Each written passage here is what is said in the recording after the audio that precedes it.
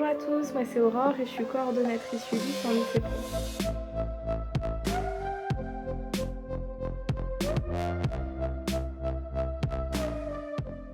Aujourd'hui, je vais vous parler des tutos vidéo. En effet, j'ai dû me creuser un petit peu la tête pour savoir comment j'allais aider mes élèves en situation de handicap pendant cette situation de confinement, comme vous tous. Et du coup, m'est venue l'idée, après une visio avec une élève, de faire des tutos vidéo sur les notions les plus complexes pour eux. Mes élèves ont des troubles cognitifs, donc problème avec l'écrit, la compréhension de consignes, compréhension de texte, des fois ne serait-ce que la lecture, l'utilisation des chiffres par exemple aussi. Et donc n'ayant plus cet apport oral que peuvent apporter les enseignants dans les classes, les notions deviennent vraiment complexes pour eux.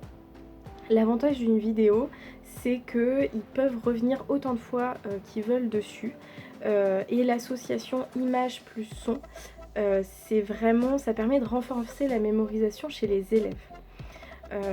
Donc cet outil, c'est vraiment un peu génial dans notre situation de confinement parce que il va être disponible à tout moment et surtout au moment où l'élève, lui, sera disponible pour écouter et pour apprendre cette notion. Les tutos, ça va être très utile notamment pour leur expliquer la procédure. C'est-à-dire que moi, par exemple, j'ai utilisé pour le tableau de conversion des mètres carrés et j'ai expliqué à mon élève quelle procédure elle devait mettre en place pour réussir à compléter ce type de tableau. Enfin, réussir à l'utiliser en fait. Donc j'ai fait par étapes en disant il faut que tu fasses, que tu repères telle chose, que ensuite tu repères telle chose. Et en fait, ça lui permet d'avoir des étapes dans sa tête et qu'elle puisse revenir sur l'étape qu'elle ne comprend pas. Un tuto, moi j'en avais jamais fait, je suis pas youtubeuse, donc j'ai utilisé les moyens du bord. Téléphone et un papier, un crayon, et ça m'a suffi, j'ai fait quelque chose de très simple et de très court. On essaye de pas dépasser les 5 minutes, parce que sinon après c'est trop long pour les élèves.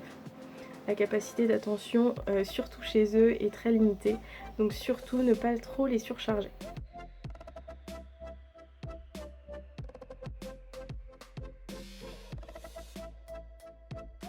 Je pense que je vous ai tout dit sur les tutos vidéo et surtout lancez-vous, essayez, c'est vraiment quelque chose d'intéressant à faire et je vous souhaite un très bon courage pour ce confinement.